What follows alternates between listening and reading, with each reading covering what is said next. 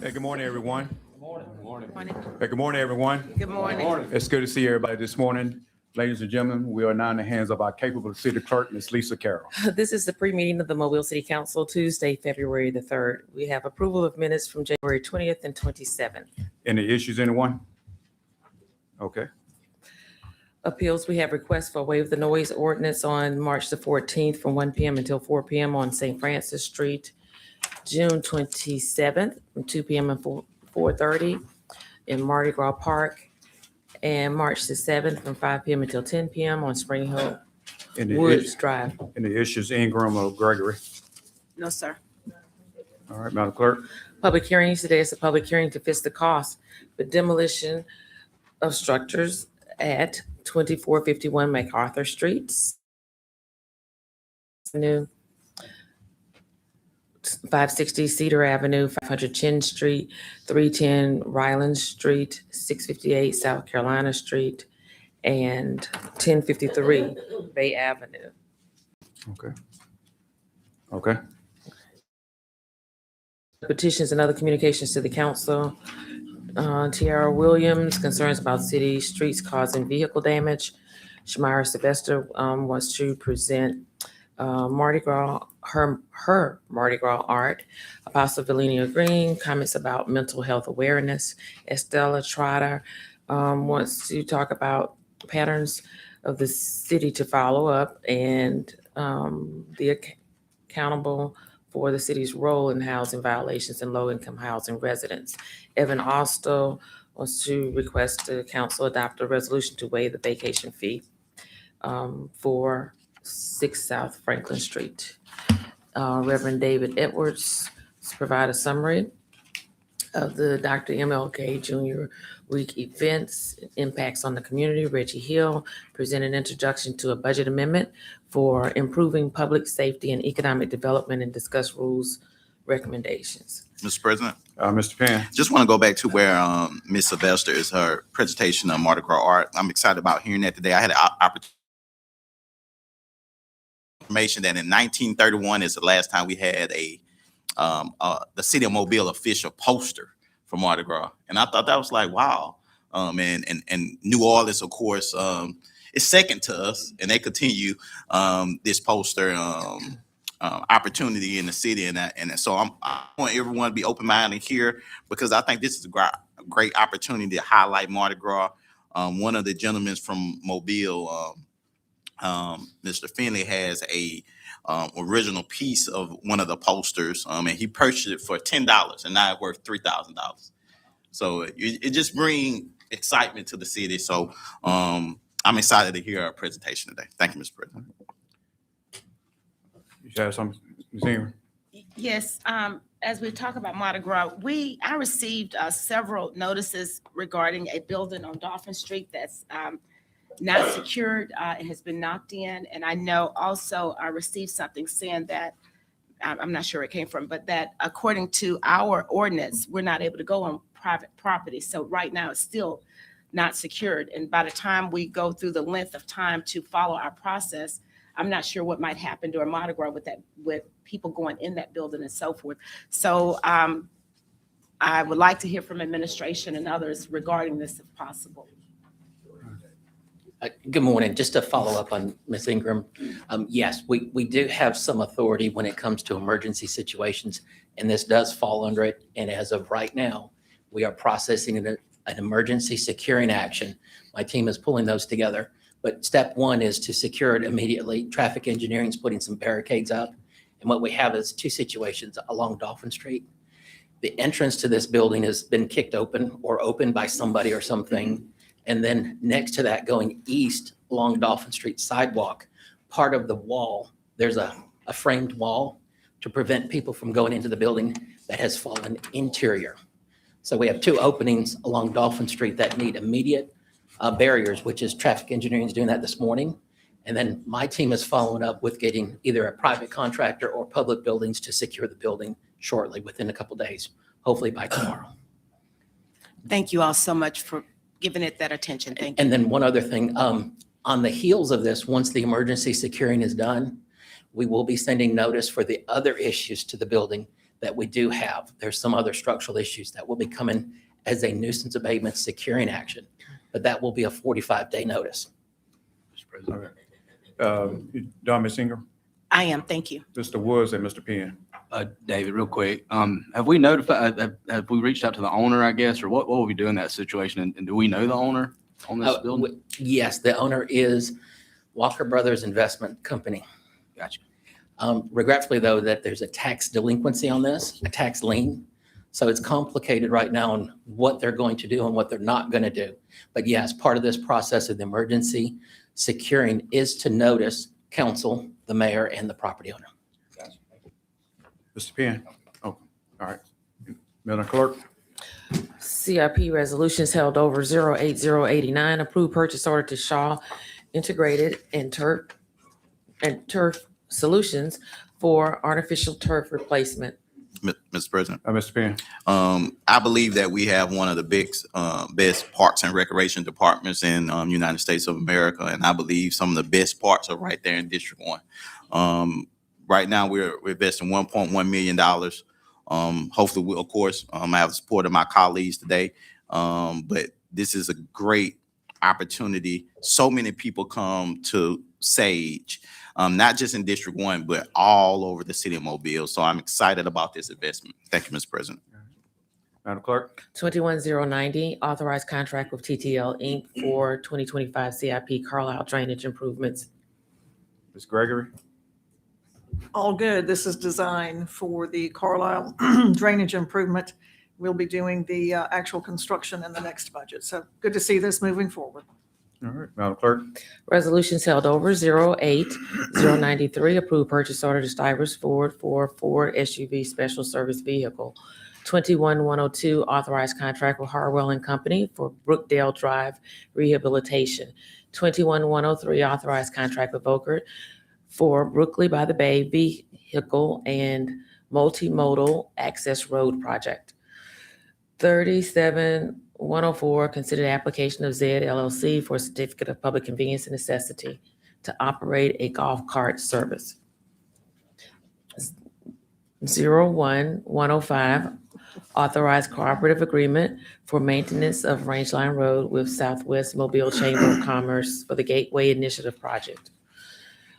01106, authorized cooperative agreement for increased maintenance of Rangeline Road with Alabama Department of Transportation for the Greenway Initiative Project. Mr. President, Mr. I Reynolds. have amendments to offer for these two. There was some minor word changing that, it said Rangeline Road. It needs to say Rangeline Road and US Highway 90, a few other modifications. And we haven't got a signature on this yet, so I'm hoping between now and the meeting time that we'll get a signature on these contracts, and then I'll offer them as amendments. If not, I'll ask that we hold them over a week. Be a game time decision. Vice President. Are these amendments to both of those or as a whole, or each one is individual They'll amendments? be individual. Okay. But it applies, same changes apply to both. Mr. President. Mr. Penn. Also, can you please add me as a sponsor for 08089? Yes.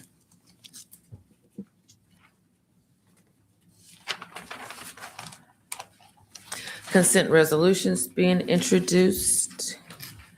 03108, reappoint Carolyn Green to the Advisory Commission on the Disabled. 109, 110, 111, and 112 are recommending approval to the ABC Board for issuance of a retail beer, table wine off-premises only license to Metro Petro on Ocean Road, for issuance of a restaurant retail liquor license to the Breakfast Spot on Dolphin Street, for issuance of a special retail more than 30 days liquor license to 350 Dolphin on Dolphin Street, and 112, recommend approval to the ABC Board for issuance of a restaurant retail liquor license to Beef O'Brady's on Rangeline Road. 40, 113 through 119 are fixing the cost of demolition of the structures. 58, 120, assess cost for removal of weeds, repeat weedling group. 96, 60, 121, and 122 are determined appropriations to Hope for All Gulf Coast serves a public purpose and approved payment. CIP resolutions being introduced, 08-123, approve purchase order to TRP Construction Group for road striping materials and services for traffic engineering, $1,206,453.41. Mr. President. Mr. Woods. I just had a question. I know, we do annual restriping, I guess, or I'm assuming it's annual. One of the things, wanted to try to put this on somebody's radar, been trying to get this kind of accomplished. On Hillcrest Road at Hillcrest Crossing, there's an intersection there. And many times, especially during the prime traffic time of the day, that whole intersection gets blocked off, and it causes a lot of issues for residents trying to get out of that. There's only one way in, one way out. I just want to put that on the radar, if possible, if we could maybe look into putting a do not block intersection. I know in Spring Hill, there's one that says do not block intersection. So just would like to maybe see if we can get one of those at Hillcrest Crossing and Hillcrest. Thank you. All right, Madam Clerk. Resolutions being introduced, 01-121, authorized intergovernmental agreement with Mobile County District Attorney's Office to provide funding assistance. 01, Anyone? Well, we got our district attorney here. I don't know if he wanted to speak on the floor and here at the pre-council, but Okay. say, give it the opportunity. Good morning. We are here asking for additional funding. The city has been a wonderful partner over the last 3 years. Came to the city 3 years ago asking for some temporary funding, went to the county as well, and we received that. We put that money to work. We eliminated the COVID backlog in about a year and cut the overall backlog in half.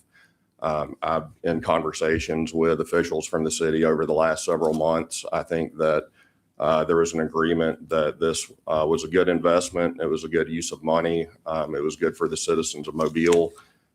And we discussed continuing that.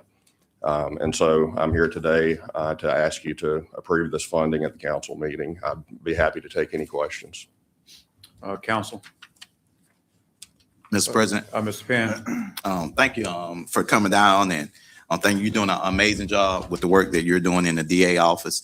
I did have a couple questions. Just some of the questions I kind of know the answer, but I think it's important for the public to kind of hear it from the person who is requesting the funds. So 3 years ago, it was temporary funding, and now we're back here again. Is it the reason why we're back here again? Yes, it was temporary funding 3 years ago to get through a crushing backlog. If the DA's office does not receive this funding, we'll go back to a base level to where things were before. Before I took office and we received this funding, the number of pending cases had not gone down a single month over month for 5.5 years. And that's when the caseload in circuit court alone rose to nearly 10,000 cases. So could we operate a DA's office without this funding? We could. I believe that the numbers will go back up. We've seen the last couple of months, the numbers are inching back up because I've not been able to retain attorneys. I would like to hire attorneys. I can't do that right now. I do not want to see our caseload back at 10,000 cases. That is people in jail awaiting trial, trials that will take 3 to 5 years instead of 1 to 2 years. And so that's why I'm back here asking for this. It's to keep this ball rolling. It is crushing the rest of the backlog. It is getting to where we have swift justice, not people languishing in jail, not victims waiting years and years for the resolution of their cases. And I totally agree. We need that, and we're seeing the results from it. Whose job is to fund the DA office? Like, where is the funding typical? Because last 3 years ago, it was temporary. Sure. So the district attorney's offices statewide are considered state agencies. In my mind, the funding should come from the state. I've advocated that for the entirety of my time as district attorney. In fiscal year 24-25, we received 20.7% of our funding from the state. The rest of that was made up with local funds, including 50.1% of our budget from the county. That's from a court order that they are required to provide for 28 attorneys plus a certain number of trial coordinators. The rest of that budget was made up in various fees and grants, bail bond fees, state forfeitures, solicitors' fees. All of that comes from court costs. In my mind, we should be fully funded by the state. We are not. Statewide, district attorneys' offices are required to raise $70 million a year just for operations. That is for payroll. That is for expenses related to trying very complicated cases all the way down to traffic tickets. And what is the reason why have the state share why they're not funding it completely? I think over a period of years, there was a sense from our legislature that DA's offices had enough money because we end every fiscal year with a surplus. We are required to do that in order to pay payroll for the first quarter of every year based on when we get funding. If we did not carry a surplus forward, then every payroll check would bounce on December 31st across the entire state. We've done some educating of our legislators on that issue. I believe that there's a sense in Montgomery that there is a problem that needs to be fixed. The amount of money that is required is going to have to come from somewhere. And we've done a lot of work to identify sources of funding from a statewide level. We've made progress. I think it's going to take a few more years to see the solutions through all the progress that we've made. All right, and then my last question, have any other municipalities been asked to assist? There are a few municipalities that have been asked to assist across the state. I will be frank with you, none of them to the extent that I'm asking the city of Mobile to assist. We are the second largest jurisdiction in the state of Alabama, the second largest office. Over 60% of our felonies come from the city of Mobile. So it will be citizens of the city of Mobile that are hardest hit. It will be victims that suffer. It will be the accused in jail for longer. The majority of that will be the citizens of Mobile. I'm asking for this funding. I'm responsible for this entire county, this entire judicial circuit. Mobile is a huge part of that. And I'm asking for this to serve the citizens of Mobile. I think everybody in this room is interested in that as well. All right, thank you, DA Blackwood. Mr. President. Councilwoman Ingram, then Councilman Penn. Mr. President, thank you. I mean Woods, I'm sorry. DA Blackwood, thank you for sharing with us the data to explain, the impact you've made with dealing with the backlog cases. Thank you for that. More importantly, thank you for the administration of justice and understanding that that needs to be swift. My question is, and just trying to confirm what percentage this would represent of your budget. Is it correct that 27% of the budget comes from the state of your budget? In fiscal year 24-25, it was 20.7% from the state.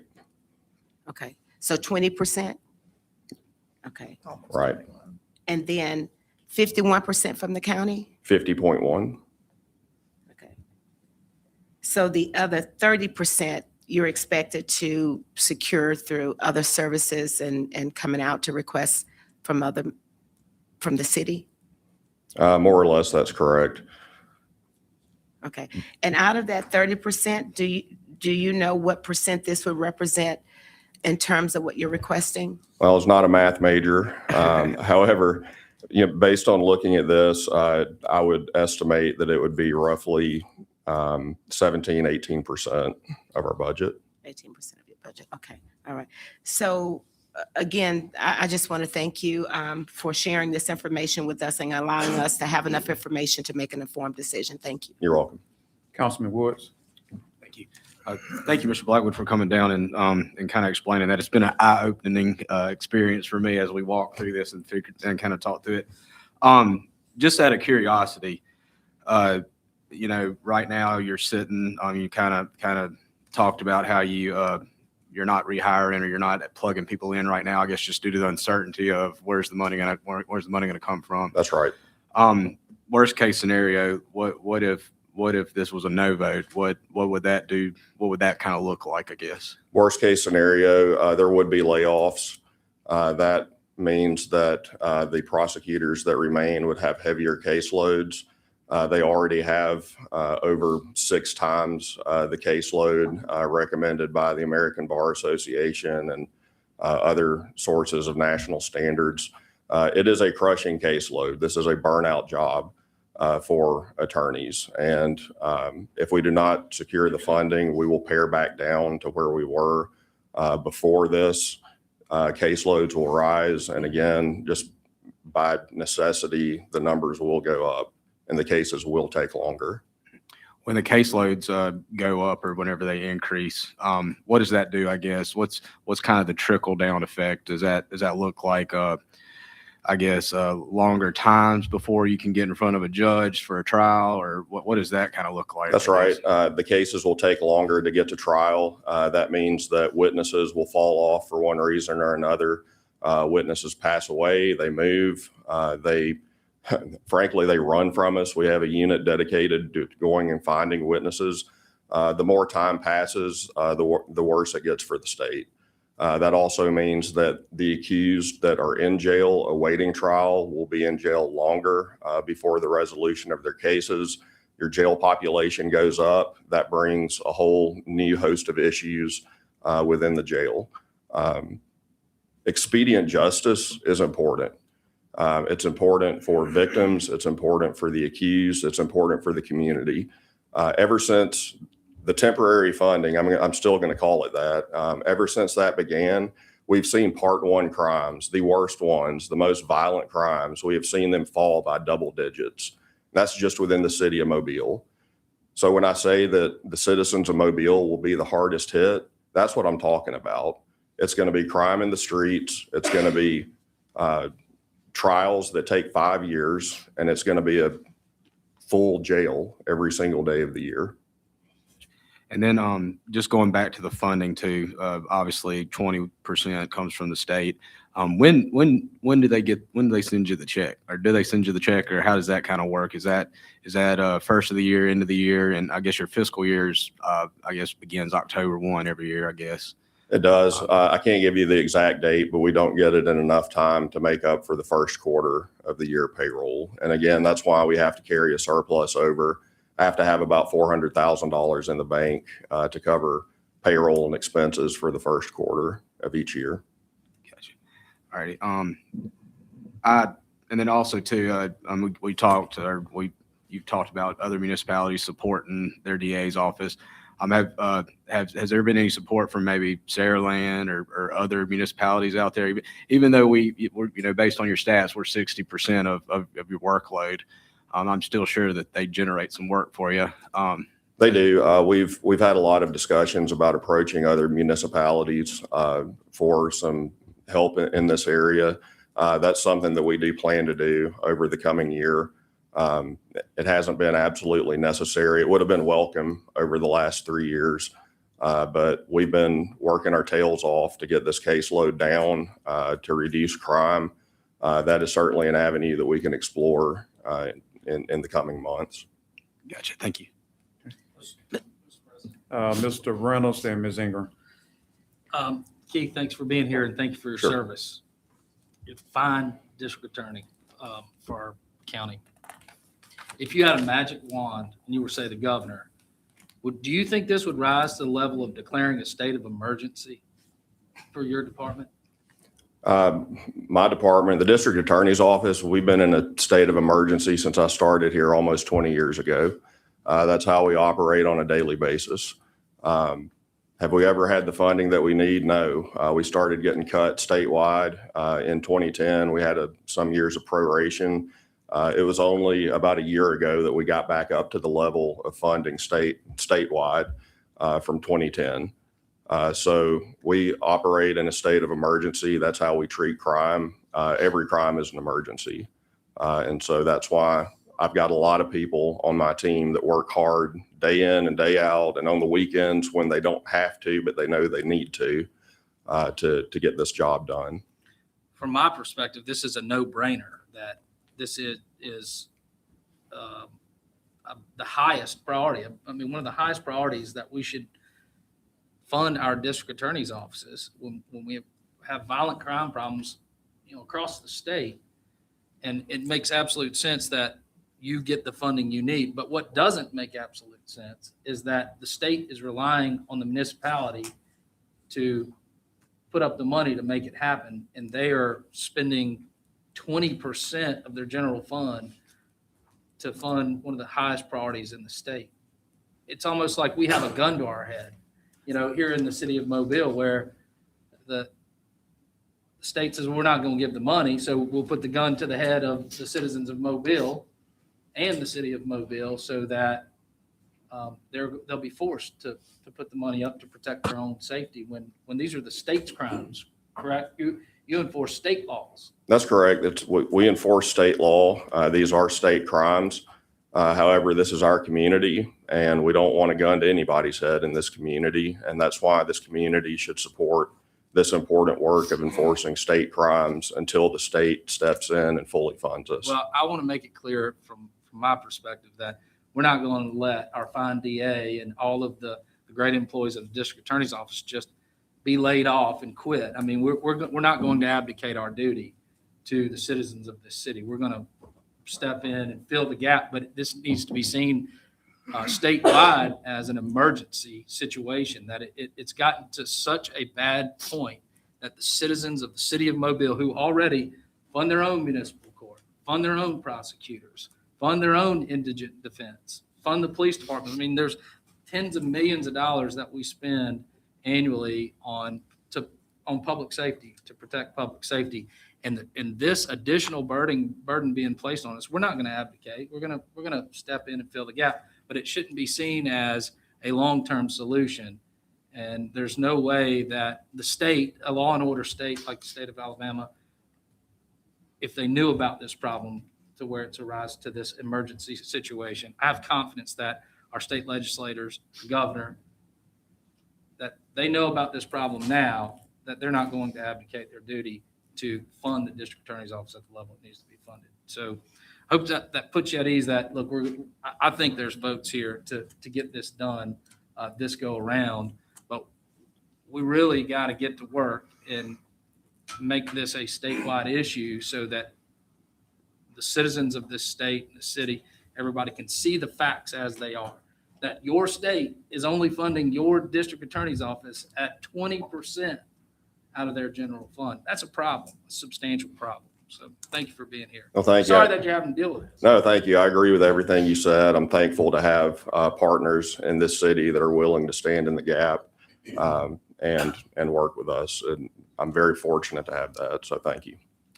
Ingram and Penn. Thank you, Mr. President. I want to echo the sentiments of my colleague, but I do want to say this. I've heard you say consistently, this temporary fix that you have, we need to get into a permanent long-term solution. And so when you think about that 30%, it sounds like that's the percentage, that about 30% that we don't have a permanent fix for. If we can really look for a long-term solution, in terms of that, working with the other municipalities to support with that, that would be great. But thank you for what you do, and we're definitely here to support. Thank you for being a great partner. Thank you. Gregory, then Penn. Okay. Yeah, thank you, Mr. President. Thank you, Mr. Blackwood. I want to call you Keith since we all know each other You pretty well. can. But thank you for coming and providing the information. Thank you to your staff who was here. And, we feel your frustration. Yeah, we do. I was here 3 years ago when we had the same problem, when you came to us and you came to the county because of the same reason. And you were just saying that ever since you have been with the DA's office, at least since 2010, probably before that, Right. this exact same problem has been ongoing, where the state is not funding the DAs all across the state to the degree they need to be funded. And other DAs and other counties, I'm guessing, are coming to their municipalities and counties and saying, hey, you got to help us. It's ridiculous. I mean, it really, really is. The legislature's in session right now. Mhm. Y'all need to be before them, in their offices, at that state house saying, where is our money in the budget? Because that is their responsibility. When we have to give up $1.1 million for the next 3 years, that's money coming out of things that we do in the city. The turf that we just were talking about in the park, ditches, drainage, all manner of things that we do as municipal government. So I understand it's citizens of Mobile. 60% of the issues are from citizens of Mobile. We can't allow those things to linger. At the same time, for the city of Mobile to have to pick up all of that gap, it's just not right. I'm going to go along and try to find some sort of way to make y'all whole, at least on a very temporary basis. And because we can't allow you guys to lay off people and not have cases come through and be prosecuted. We can't let that happen because it's still the city of Mobile and our citizens that we are here to protect. But like you said, in a law and order state where public safety is the number one priority that everybody campaigns on, and to not have that sort of support and backing when you need it is just wrong. So I know you feel our frustration as well, because at the city of Mobile, we have any number of needs that we cannot meet because we don't have the funds. So we're having to figure out, where do we put it? What do we do with it? What's the most important? So I think next week you'll see us find a way forward, but just if you need our help, lobbying for you guys and making sure that everybody understands the importance of making you whole, just let us know. We'll be there. I sure will, and I will be asking you for that. Since I took office, I've seen an effort from our state association to educate the legislature on the magnitude of the problem. We've made a lot of progress in Montgomery. The number's a big one. At $70 million, as I said before, statewide, the DAs are responsible for raising just for operating expenses. So it is a heavy lift, but it's a lift that the state needs to make. We are funded under an antiquated system that started, I think, in the 1970s. And it's something that definitely has to change. And I appreciate this council's support on that. You have something? Okay. Fleming. Yes, sir. Mr. Blackwood, thank you so much. I appreciate what you do. You're doing a fabulous job. I would really like to echo Ms. Gregory and Mr. Reynolds. You have our support. You have my support. I think this is a critical issue that's got to be addressed. I would like to encourage you to continue to fight that good fight, especially with the state. We're going to support you. I'm going to, vote to support you. I'm happy the city is in a position to do it, but I worry about the future financially for our city too. To having to keep tapping in every 3, 4, 5 years to do this. We're mindful of that. I know you're mindful of that. So that's really all I wanted to say is thank you, number one. And we'll do whatever we can. Thank you. Mr. Penn. Mr. President, I like, if anybody have any questions for DA Blackwood to ask, because what I'm about to say, I don't want him, you don't have to respond to what I'm about to say. Keep so you can sit down. So I'm gonna let anybody who have a question. I just want to make this point clear, and if you could help me with that. If we were to fund this agreement, this is to prevent layoffs from happening. Is that correct? There will have to be some layoffs. I wouldn't say that the purpose of this is to prevent layoffs. I would say the purpose of this is to keep the good progress going that we've had over the last 3 years. But this doesn't grow your capability to start really eating into the, whatever the caseload is, 1,300 per DA or whatever it is. This will not make us flush with money where I can hire 10, 15, 20 more prosecutors. This will allow us to maintain the progress that we've made over the last 3 years.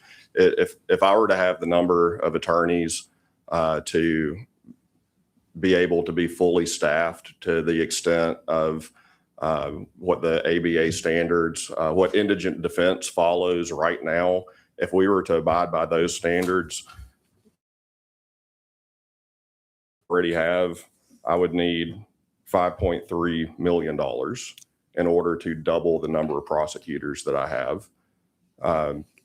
This funding is necessary to maintain progress, to see numbers come down. They're not going to come down exponentially. We cut it in half in 3 years. I think we can get to a manageable for us level until we get the funding to really have the number of prosecutors that Mobile County deserves. So the funding request actually is not $1.1 million in our lobbying efforts to the state. It's not us going up there and saying, hey, we need $1.1 million. We need $6 million. I mean, that's really the request, $6 million for you to fund law and order in the state of Alabama. That's right. Okay. Just want to make sure that's clear, that we're not asking for $1.1 million in our efforts, that we're asking for much more than that in order to truly affect the outcome that our citizens demand. Thank you. Mr. President. Ms. Wood. Thank you again. Again, it's been eye-opening walking through and figuring or seeing what you deal with every day. I know it's stressful when it comes to budgeting and everything like that. But thank you again for what you do. I think you have my support. You have the support, I believe, of us here. But just for clarification and kind of staying in the same vein here, and then you hinted at it too, the antiquated way of how the money kind of trickles down to you and the other circuits around the state. I just want to kind of just make the same point that Mr. Reynolds was making, right now, and Ms. Gregory, right now that, I think there's an election this year, I believe. And just like all of us did, there's going to be other people walking around and meeting you and asking for your vote. I do hope that maybe we've shed a little light on the fact that this is an issue and this is something that you've continuously dealt with, even your predecessors have dealt with. So I do hope the citizens and residents of Mobile, I know I'll definitely over the coming months make sure that my residents know to start asking those hard questions and try to shed light on this, because again, Alabama touts itself as a law and order state, and we can't arrest our way out of it. We can put everybody in that jail over there. But then what do you do next? I think there's some things called constitutional rights that That's right. have something to play. But this is a big issue, and I hope that, unfortunately, you've had experience. I hope this is shedding light. But I'll do everything I can to advocate for you, and then also to make sure my residents know and we start asking those hard questions of our state officials. So thank you again. Thank you. And after Mr. Penn, I do have a question for the administration on this. All right. Thank you so much. All right. I want to thank this council. Thank you, Mayor Cherigatis. I appreciate your partnership. Thank you, Mr. President. One of the things that we kind of noticed Mobile has been in the position is that it seems like we just get left out on things. You look at the state when we try to bring Amtrak down, and now we have Amtrak and Amtrak is doing, but the city had to take the hit. Other states support this type of transportation. Now I hear from the DA that 20 years, it's really been a state of emergency. And I think we got to start asking real questions. I agree with everything my colleagues stated, that $3.3 million for 3 years or whatever that amount would be, can go to a lot of great things in our city, this is one. We have to take care of public safety, but we have to hold our state leaders responsible. We have to be demanding, and it can't just come from the DA office. It has to come from every citizen, every person in the city of Mobile, to write letters, to reach out. Like Councilman Woods stated, that it's election season. We have to be vocal about this situation, in which I'm going to support, because we need this. But the truth of the matter is, if we keep supporting, my question is the state going to step up? And so we have to get to a place of how we're going to force them to step up if they feel that you're going to continue to pay something. This is like someone on the street. If you keep taking care, why they going to go get a job? So we have to get to a place too where we demand it. And I don't know how that look right now. And right now we're in a situation where the DA office need it. And this could create more problems in our city if they don't have it. But going forward, we have to ask some real difficult questions. And this another piece. It's maybe a year ago, we had the opportunity to bring more funding in this state, and it wasn't passed. We got to start thinking about this. What's going on? We building billion-dollar prisons, but we can't fund our DA office. That's an issue. And so I'm just requesting everybody. I will be writing letters. If I have to go up there, then I need to go make a call. I need to meet with some people, because this is ridiculous that the city has to always bail out the state, where the state supposed to be supporting initiatives like this. Thank you, Mr. President. Mr. Woods. Thank you. Just to the administration, obviously, I guess the last 3 years we've budgeted for this expenditure.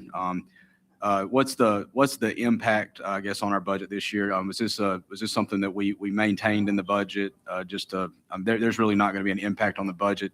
We kind of thought ahead that something could have happened, so we were prepared, I guess. So. Yeah, this is actually out of the general fund, so it's in the approved budget that was passed by council. Turn your mic on. Turn your mic on. 2026. No, it was 1.1 million that was budgeted. We understood that we were going to end up with a shortfall because the county did not provide the budgeting. I do want to thank all of y'all to recognize that even though this is a state issue with a state agency, public safety is a fundamental purpose of government at all levels. And so when it comes to public safety, I think we all have an obligation to do whatever we can in that respect. The question came up as I talked to all of you about the funding of the DA's office. And it's not just the state. There's statutory requirements of the counties to do so as well. And so I went back and looked at the bigger counties, and that's Madison, Jefferson, Montgomery. And our district attorney's office actually receives a smaller portion than any of those other 3 big counties. And so that's why the city of Mobile has been kind of stuck in this, trying to step into the gap and make sure that we have at least a number of prosecutors to keep the DA's office floating and not sinking. But the funds are there. They're in the general fund in anticipation that's prosecutorial services out of public safety. And those funds are available. Mr. President, what do you mean that statutorily are you saying statutorily we receive less, or we receive less from the county? I mean, what are you saying compared to these other? There's statutory requirements for funding obligations by counties within the state, not on the municipalities. When the question came up as I talked to y'all is what are the other jurisdictions doing? And so when I looked at the other circuits, Madison, Jefferson, and Montgomery, the counties participate more so than Mobile County. And so it's not just a state issue is what I was trying to bring up. I do want to also mention that our mayor has elevated this up to the Big Ten mayors. And so the Big Ten cities all have the same issue. And so this has become a very high priority to get sufficient funding for the DA's office, as well as the courts as well. Are you saying the law that's passed governing these other cities require that counties in those or jurisdictions put up more money than what the law requires for Mobile County? Is that what you're saying? Or they're voluntarily putting up additional funds, the counties? No, they're not voluntary. There's some statutory obligations for them to help with the funding of the courthouse and in the DA's office. And so there is a portion of funding that comes from Mobile County toward the operations of our district attorney's office. I just said that when you compare Mobile County's or participation to Madison, Jefferson, and Montgomery, it's at a lower rate than the other circuits. And that's by statute. That there's a statute that says in Montgomery, they have to put up 15%. In Mobile, they have to put up 10%. No, it doesn't say that. Actually, it resulted, if you remember, when Ashley Rich was DA, there was a lawsuit against the county commission because of the lack of funding, and that settlement is where the DA's office got the current funding. I want to help untangle this county city beef or whatever that's been portrayed. There are partners in pursuit of this funding. Would you agree from the state that the county and the city should be in lockstep in pursuit for additional funding for the DA's office from the state? Absolutely. I go back to my original statement. It's fundamental purpose of government at all levels. Right. That it's not us pointing the gun at each other. Right now, the state's pointing the gun at us. Well, I think you see, again, that obligation for public safety, and you got to realize that there's an expense to the city if we don't, and that's that jail population over there. So 35% of that cost is going to happen to us if we don't move those cases. And the expense to the cost of safety of the public, you can't even measure. I mean, how many homicides are prevented or stopped because of that? Keith Blackwood is correct. We've had double-digit drops for several years now as we participate with the prosecution of these criminals. I want it to be known that Commissioner Dewitt and I have been working for the past week or so, once this issue came about, to call whoever we could get on the phone to listen, to try to get them to see this problem that we have collectively, both as a county and a city, to try to advocate for a long-term solution to this problem going forward. I just want to make it known that the county is our partner in this pursuit, not our adversary in this pursuit. That's correct. That's correct. Thank you. Chief, Yes, sir. is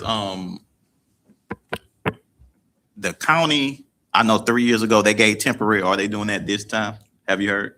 The county did not budget, which is why the city stepped in to try to make the budget for the DA whole. They did not budget extra money, but they are still putting in 3.3, correct? Yeah, they're still giving they're still statutory putting that, obligation. yeah. Yes. Mr. President. Ms. Woods? And on the same vein as Mr. Reynolds, we're not, I want to, obviously everybody thinks that the city and the county is battling each other, but absolutely not. I mean, the ARPA money, the funding that came last time for the 3 years, that was ARPA money, right? That they used, that's not, that money's gone now. So I do want to say that we have excellent county commissioners all across the board. I mean, we work very closely together, and this is one issue, and I've talked with both Commissioner Dewitt and Hudson. Everybody agrees this is a state obligation, and working towards trying to get some headway on that. So I do want to stand with Mr. Reynolds to say that we're absolutely not battling the county over funding this. It just is what it is. They're giving money to contribute. I mean, if they want to contribute, I think Mr. Blackwood would take it, but it definitely standing, and we're allies on this, not adversaries, like Mr. Reynolds said. Yeah, keep in mind, there's still about a $5 million need from the DA's office, even with our participation. But you're right, with the county and the city, when it comes to public safety, have always partnered or collaborated. If you remember not long ago, when the ankle monitoring became an issue and the sheriff's department had a shortfall to actually cover ankle monitoring, even though that's a county agency, the city stepped in to fund 50% of the cost of that operation as well, which was not in the sheriff's budget. Vice President? Yeah, just one more note, exactly what Councilman Wood said, with the county commission being a great partner. 3 years ago, when the DA came to us and to the county was able to step up on top of what they give statutorily with the ARPA money. We didn't have the ARPA money. So this year, the county did not budget that in because it was a one-time fix, and they made that very clear to the DA when they were in their offices. So as Councilman Fleming pointed out, thank goodness we're in a position where we can do it, and it has been budgeted. Looking ahead, I guess y'all knew what was coming.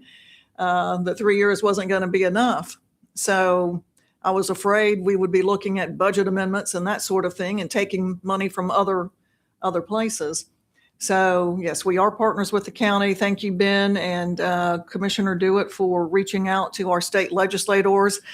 I bent the ear of one particular candidate over the weekend, and hopefully others will be in the same boat as we see them on the campaign trail and asking those very tough questions. So, again, thank you for coming.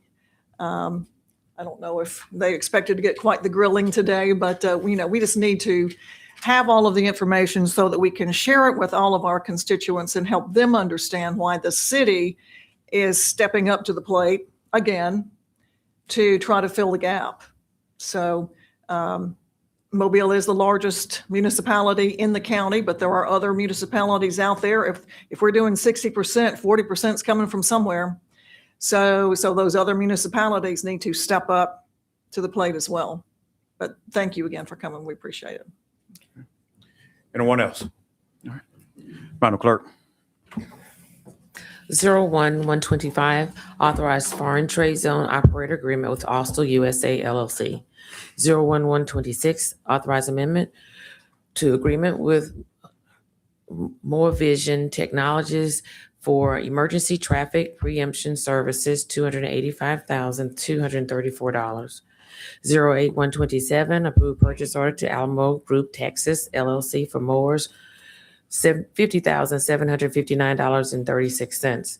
08-128, approved purchase order to CDW Government LLC for annual renewal of management software, $15,593. 08-129, approved purchase order to Dana Safety Supply for upfitting for 60 SUVs, $897,721.26. 08-130, approved purchase order to Dana Safety Supply for vehicle upfitting for 37 SUVs, $339,032.11.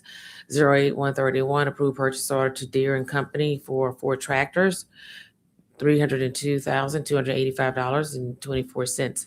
08-132, approved purchase order to eBuilder for annual renewal of project management software, $66,103.33. 08-133, approved purchase order to Ingram Equipment Company to repair knuckle boom trash loader, $16,696.98. 08-134, approved purchase order to JJ Quality Homes LLC for storm drainage vegetation debris removal, $23,381.20. 08-135, approved purchase order to Sandsum Equipment for garbage truck, $167,970. 08-136, approved purchase order to Sanders Engine and Equipment for preventive maintenance services for Mobile Fire Rescue Fireboat, $25,240.35. 08-137, approved purchase order to Stunts for annual renewal of Monday.com project management software, $74,115. 08-138, approved purchase order to the Connor Group for a 6-month rental of 2 articulating telescopic bucket trucks, $42,000. 08-139, approved purchase order to ThinkGuard for annual renewal of security information event management and response software, $21,060. 08-140, approved purchase order to Thomas Galloway for storm drainage vegetation and debris removal, $29,986. 08-141, approved purchase order to Time Clock Plus for annual renewal of employee timekeeping software for multiple departments, $41,766.87. 08-142, approved purchase order to Time Clock Plus for renewal of employee timekeeping equipment, maintenance services, multiple departments, $31,020.86. 09-143, reallocate funds from capital improvement fund from capital project capital improvement reserve to capital project MIT building HVAC emergency repairs, $225,000.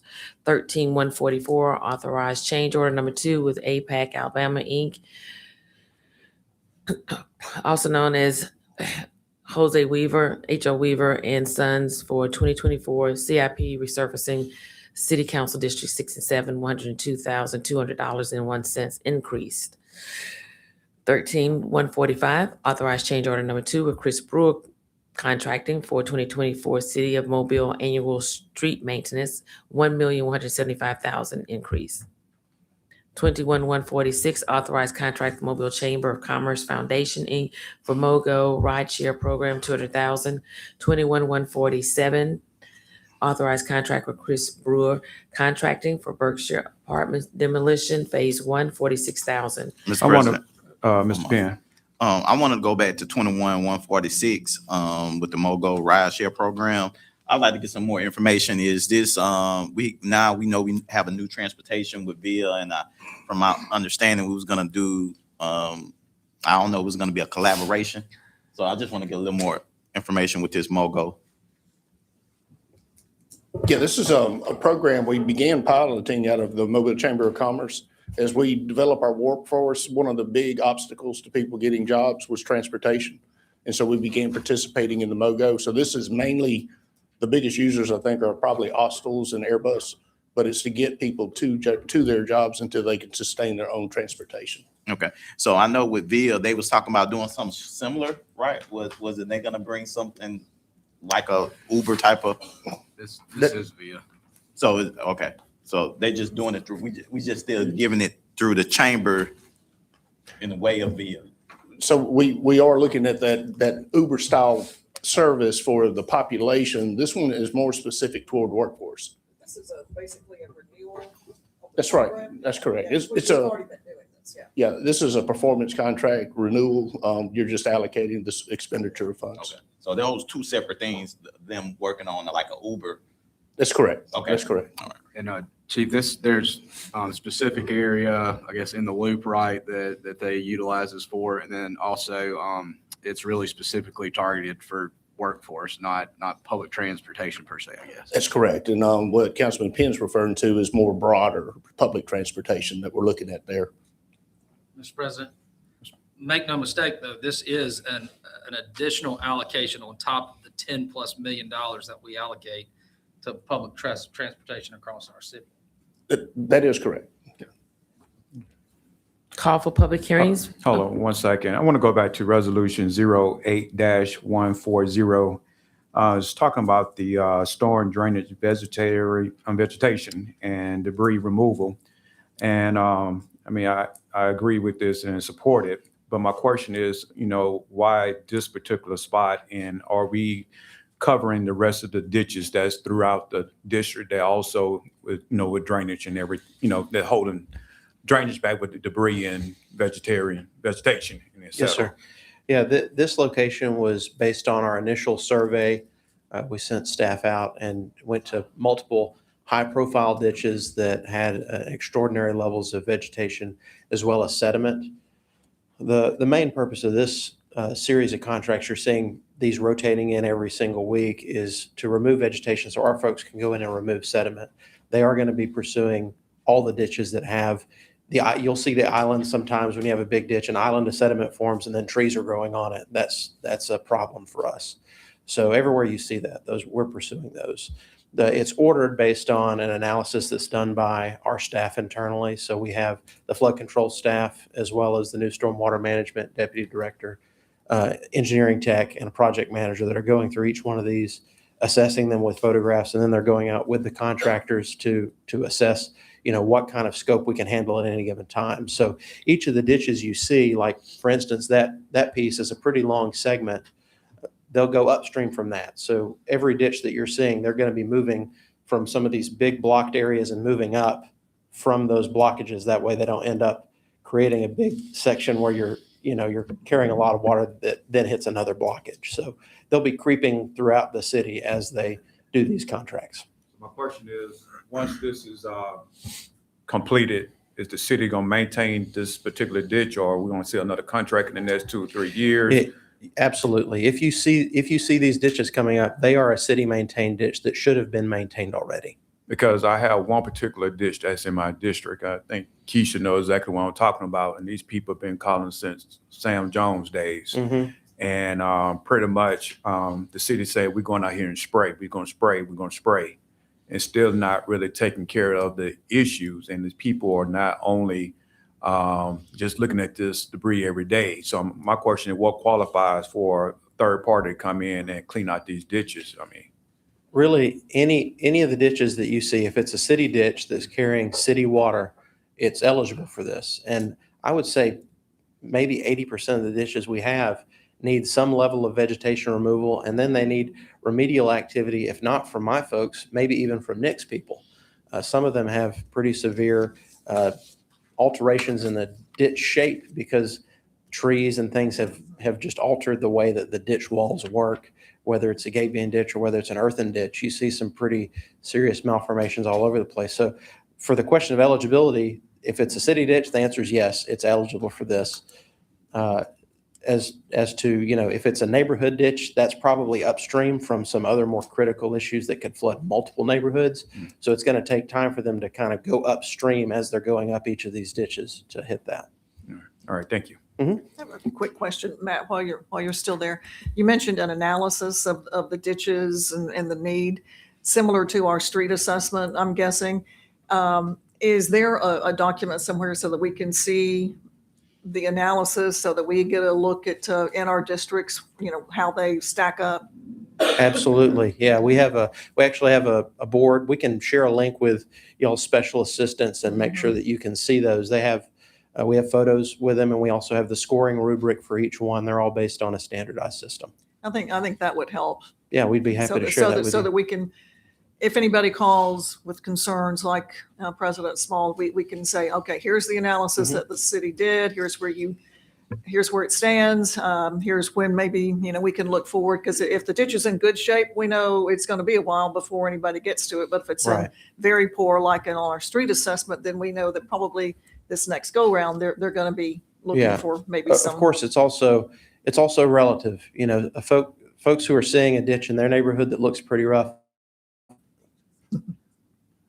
Oh, yeah, okay. So folks might be seeing a neighborhood ditch that looks pretty rough from their perspective, not realizing that, maybe 1,000 feet downstream, there's a multi-million-dollar repair that needs to take place, or a multi-million-dollar Right. contract that needs to be let in order to take care of some of those issues. That's not to minimize their complaint, because they don't have the full context of everything, right? So with that in mind, Shonda just reminded me, we also do have a full ditch assessment that was budgeted for in the budget, and purchasing is currently putting together the RFP for that so that we can have someone go out and actually survey the ditches and give Okay, us I a think more that's refined probably assessment. What I was thinking you were talking about. Yeah. But both ways, yeah. If we had waited on that, we wouldn't even be cleaning Been ditches doing yet. So anything we yet. had to go ahead and do the standardized analysis internally. The main purpose of that external contract is to even quantify what kind of ditches we're dealing with. Something like 80% of the ditches we have, we don't necessarily know what they're made of. So that makes it difficult to get an accurate quote from a contractor if they're going to go out and do some work. If they don't know if it's a concrete ditch or an earthen ditch, it's just it makes it less refined for us, puts us in the dark, and it kind of puts us at the mercy of a contractor. So we're trying to refine that information, but we couldn't wait on that analysis to start doing the work because I understand. the impact needs to be felt immediately. Gulffield Drive is what I'm talking about. You can just put that on Yeah, your. Gulf Field. Gulffield Drive. Yeah, I'm familiar with it. All right. Thank you. Yeah, thank you. Mr. President, Ms. Ingram.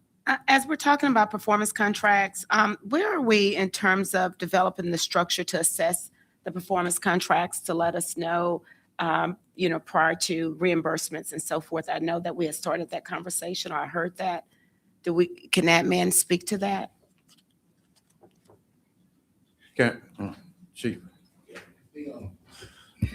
So we've got a proposal by OPR and what that would look like, how we would do those evaluations. And so I'll be glad to share that with you. We haven't executed on that, but I know there's a need to do the evaluations on these performance contracts and whether they're performing the services that we've actually engaged them to do.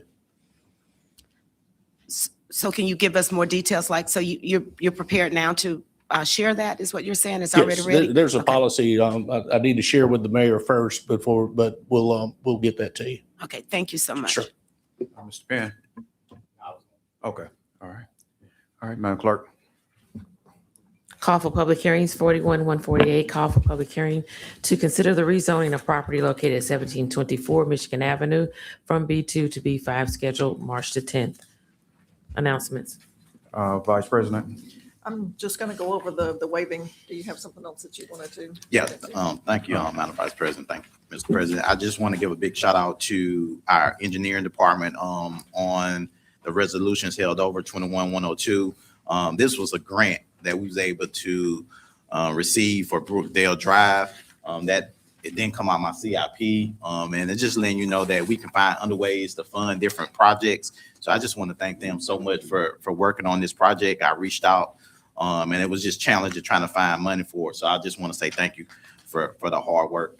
The second thing, I don't know if y'all noticed, but we have been seeing a lot of tires just being dropped just everywhere. I mean, it don't matter where I go, I see tires. And so I know there was some state legislation, but I was trying to see from the city side. I'm requesting this information as from our the administration and our city attorney is that Just look at the ordinance. I'm not sure where the tires are coming from. Is it coming from these people who are, these companies that have a tire company and they're dropping it off, or they're coming from citizens because they don't want to pay the $5 fee, and then they take it and they just drop it off. If we can kind of try to find out if that's the reason, because maybe we might need to put something in the ordinance where the fee is more than to take the tire with you, costs more than just paying the $5 for them to properly remove it. So I'm just requesting that we kind of look at that and see if we can get some more information. Mr. President, Hold on, Mr. Rum. well, I was gonna talk on tires. Yeah, so as y'all may recall, the state finally authorized the municipalities to enforce ADEM rules, but we have to do an interagency agreement between us and ADEM. That's going on, that's ongoing. We do agree with you. Some of them are individual tires, but we think that we've got mom and pop stores that are hiring people to dispose of tires that are just dumping them rather than take them to a proper disposal. The ADEM, since this is a brand new law, does not have the procedures in place to allow for the municipalities to do that. So that's where they are. They're writing those procedures on how do they engage the municipalities. One of the questions I had was, are we restricted to what ADEM requires, or can we make it more robust, which is what I think Councilman Penn. And so that's one of the legal questions we need to answer, but we'll be coming to you with trying to maybe get a local ordinance that gives us maybe more teeth than even what ADEM, but we needed the authority we didn't have in another state agency where we're taking on the responsibility. So they just don't have the capacity to do it. Thank you. I would say one comparison we can do, I believe, is, I've been preaching about this probably for the past 12 years, cameras. I mean, we know these well-known dump sites. Why we cannot just put cameras up there and just let someone just monitor? I mean, anytime somebody coming down the street with a 5 on the back of that car, their truck, and they got a bunch of tires on there, they're not just visiting Mobile, just to visit. They visiting just to go ahead and dump. And again, I'm advocating again, let's look into cameras. I mean, especially these well-known dump sites. I have several in District 3, and we just need to put up cameras and put them on channel 5, 10, 15, embarrass them. I mean, that's the only way you're going to stop, in my opinion. Okay. Madam Vice President. Yeah, we've been talking about old tires forever. I mean, it's everywhere. I was driving down one street the other day and there was some old telephone pole looking thing and they had old tires all down it. They just dumped the tires right on top of it. I mean, it is everywhere. And we have not been able to get a handle on it. We are still confused as to, does the city pick them up? Where do they have to be? How many can you pick up? And where then does the city take them? If you have a neighborhood group that goes out and does a cleanup and they pick up old tires, how then does that neighborhood group dispose of them?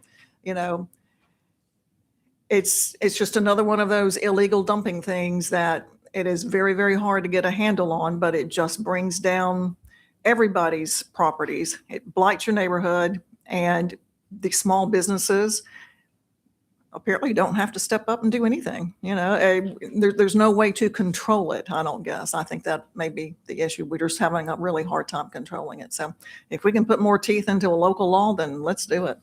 Let's do it and clean these things up, finally. Yes, let's look at what we are going to waive the rules on. Just a question, 08-127, it is over the 50,000. Do you all want to lay that one over or let it go? Lay it over? All right. All right, so the rest of them would be 08-128, 133, 134, 136, 138, and 140, 141, 142, and 21, 147. Let me know if I'm missing any. Okay. And then, Mr. President, Mr. Woods. under resolutions held over, can we read or take 37-104 separate whenever it comes time? Which one is that? 37-104 under resolutions held over. Can we take it separate from the bunch? Madam Clerk, on the resolution held over, if you can add me as a sponsor, 21-103. Any other council members? Anything from administration? Council, remember, we got pictures downstairs with a sorority. And it's 10:12, so probably about 10 more minutes. So we need to head back downstairs, okay? We'll see each other downstairs at 10:30 in Atrium.